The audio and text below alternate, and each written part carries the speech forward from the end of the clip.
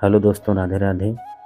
पुराणों के अनुसार ब्रह्मा जी से अति, अति से चंद्रमा, चंद्रमा से बुध और बुध से इलानंद, पूर्वा का जन्म हुआ। पूर्वा से आयु, आयु से राजा नसुद और नसूस से यताति जन्म हुआ, उत्पत्ति हुई। ययाति से पुरु, पुरु के वंश में भरत और भरत के कुल में राजा कुरु हुए। कुरु के वंश में शांतनु का जन्म हुआ। शांतनु से गंगानंद भीष्म उत्पन्न हुए। उनके दो छोटे भाई और थे, चितानगंद और विचित्रवीर। ये शांतनु से सत्यवती के गर्भ से उत्पन्न हुए थे। शांतनु के स्वर्गलोक चले जाने पर भीष्म ने अविवाहित रहकर अपने भाई विचित्रवीर्य के राज्य का पालन किया। भीष्म महाभारत के प्रमुख पात्र में से एक हैं। ये महाराज शांतनु के पुत्र थे। अपने पिता को दिए गए वचन के कारण इन्होंने आजीवन ब्रह्मचर्य का व्रत लिया था। इन्हें इच्छा मृत्यु का वरदान प्राप्त था। एक बार हस्तिनापुर नरेश दुष्यंत आखेट खेलने वन में गए।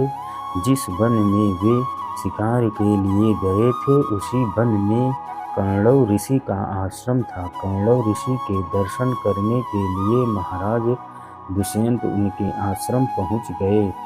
पुकार लगाने पर एक अति लवणमयी कन्या ने आश्रम से निकलकर कहा, हे राजन, महर्षि तो तीर्थ यात्रा पर गए हैं, किंतु आपका इस आश्रम में स्वागत है।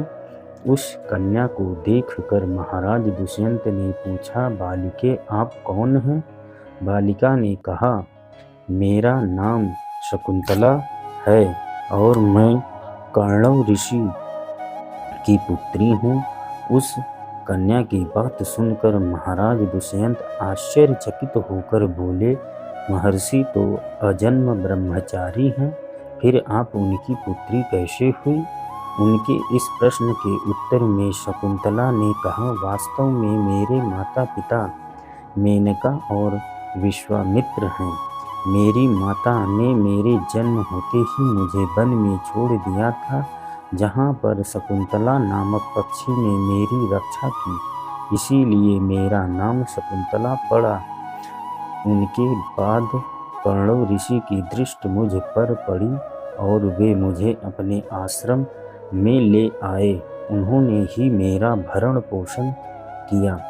जन्म देने वाला, पोषण करने वाला तथा अन्न देने वाला, ये तीनों ही पिता कहे जाते हैं। इस प्रकार कर्णव ऋषि मेरे पिता हुए। शकुंतला के वचनों को सुनकर महाराज दुष्यंत ने कहा, शकुंतले, तुम क्षत्रिय कन्या हो। यदि तुम्हें किसी प्रकार की आपत्ति न हो तो मैं तुमसे विवाह करना चाहता हूँ। शकुंतला भी महाराज दुष्यंत पर मोहित हो चुकी थी, अतः उसने अपनी स्वीकृति प्रदान कर दी। दोनों ने गंधर्व विवाह कर लिया। कुछ काल महाराज दुष्यंत ने शकुंतला के साथ विरह करते हुए वन में ही व्यतीत किया। फिर एक दिन वे शकुंतला से बोले, प्रियतमे, मुझे अब अपना राज्य कार्य देखने के लिए हस्तिनापुर प्रस्थान करना होगा। कर्णव ऋषि के तीर्थ यात्रा से लौट आने पर मैं तुम्हें यहाँ से विदा करा कर अपने राज्य भवन में ले जाऊंगा। इतना कहकर महाराज ने शकुंतला को अपने प्रेम के प्रतीक के रूप में अपनी स्वर्ण मुद्रिका दी और हस्तिनापुर चले गए। एक दिन उनके आश्रम में दुर्वासा ऋषि पधारे।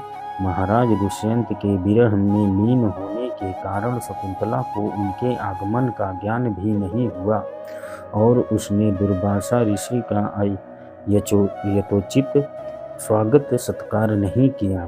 दुर्वासा ऋषि ने इसे अपना अपमान समझा और क्रोधित होकर बोले, बालिके, मैं तुम्हें श्राप देता हूँ कि जिस किसी के ध्यान में लीन होकर तूने मेरा निरादर किया है, वह तुम्हें भूल जाएगा। दुर्वासा ऋषि के शाप को सुनकर शकुंतला का ध्यान टूटा और वह उनके चरण में गिर कर क्षमा प्रार्थना करने लगी।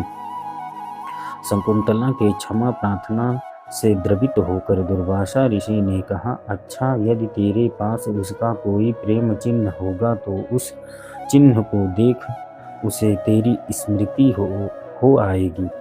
महाराज दुष्यंत से विवाह से शकुंतला गर्भवती हो गई थी। कुछ काल पश्चात कौरव ऋषि तीर्थ यात्रा से लौटे, तब शकुंतला ने उन्हें महाराज दुष्यंत के साथ अपने गंधर्व विवाह के विषय में बताया। इस पर महर्षि कौरव ने कहा, पुत्री, विवाहित कन्या का पिता के घर में रहना उचित नहीं है। अब तेरे पति का घर ही तेरा घर है। इतना कहकर महर्षि ने शकुंतला को अपने शिष्यों के साथ हस्तिनापुर भिजवा दिया। मार्ग में एक सरोवर में आचमन करते समय महाराज दुष्यंत की दी हुई शकुंतला की अंगूठी, जो कि प्रेम चिन्ह थी, सरोवर में ही गिर गई। उस अंगूठी को मछली निगल गई। महाराज दुष्यंत के पास पहुंचकर कौरव ऋषि के शिष्य ने शकुंतला को उनके सामने खड़ी करके कहा, महाराज, शकुंतला आपकी पत्नी है, आप इसे स्वीकार करें। महाराज तो दुर्वासा ऋषि के शाप के कारण शकुंतला को विस्मित कर चुके थे, अतः उन्होंने शकुंतला को स्वीकार नहीं किया और उस पर उल्टा होने का लांछन लगाने लगे। शकुंतला का अपमान होते ही आकाश में जोरों की बिजली कड़की उठी और सब के सामने उनकी माता मेनका उसे उठा ले गई। जिस मछली ने शकुंतला की अंगूठी को निगल लिया था, एक दिन वह एक मछुआरे के जाल में आ फंसी। जब मछुआरे ने उसे काटा तो उसके पेट में अंगूठी निकली। मछुआरे ने उस अंगूठी को महाराज दुष्यंत के पास भेंट के रूप में भेज दिया। अंगूठी को देखते ही महाराज को शकुंतला का स्मरण हो गया और वे अपने कृत्य पर पश्चाताप करने लगे। महाराज ने शकुंतला को बहुत ढूंढवाया, किंतु उसका पता नहीं चला। कुछ दिनों के बाद देवराज इंद्र के निमंत्रण पाकर देवासुर संग्राम में उनकी सहायता करने के लिए महाराज दुष्यंत इंद्र की नगरी अमरावती गए।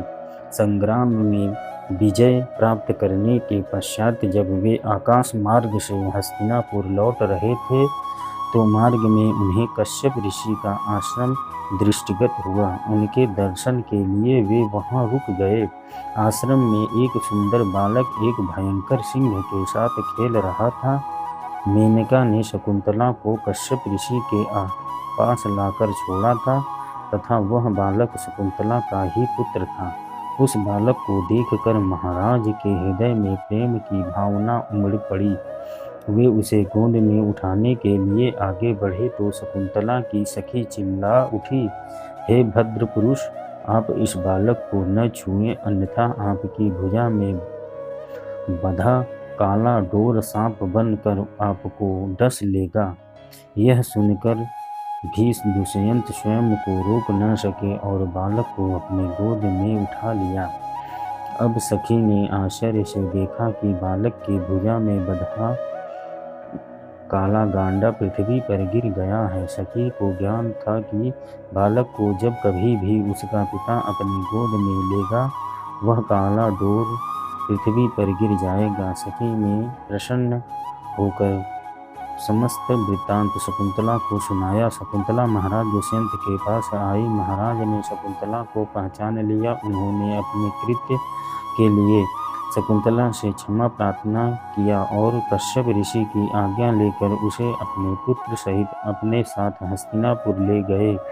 महाराज दुष्यंत और शकुंतला के उस पुत्र का नाम भरत था। बाद में वे भरत प्रतापी सम्राट बने। उन्हीं के नाम पर हमारे देश का नाम भरतवर्ष पड़ा। कथा यहाँ समाप्त होती है। हर हर महादेव।